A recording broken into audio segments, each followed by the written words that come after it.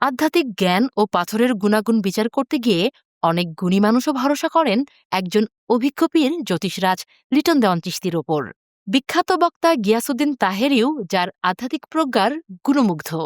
আমি যখন ওয়াজ করেছি আমার হাতে একটা আংটি দেখেছেন। আসলে আমি এটা এটা কি বলবো এটা না, আমি আমি আপনার বলছিলাম আমি জানি না তো পাথরের গুণাগুণটা। এটা কি গোমেদ পাথর? গোমেদ পাথর। হ্যাঁ, একেবারে আপনি আপনি ভাবছেন রুবি পাথর, আসলে এটা রুবি না, গোমেদ মানে রাহুরত্ন। ও আচ্ছা আচ্ছা। হাজারো আউলিয়া আর পীর ফকিরের পদধূলিতে ধন্য আমাদের এই প্রিয় বাংলাদেশ। এই পবিত্র জন্মভূমিতেই জন্ম নিয়েছেন অনেক প্রথিতযশা ইসলামিক স্কলার। এমনকি বর্তমান সময়ের আলোচিত আধ্যাত্মিক রহস্য ও রত্নপাথরের সঠিক ব্যবহার সম্পর্কে পরামর্শ দিতে সক্ষম পীর জ্যোতিষরাজ লিটন দেওয়ান চিশতিও জন্ম নিয়েছেন এই বাংলায়।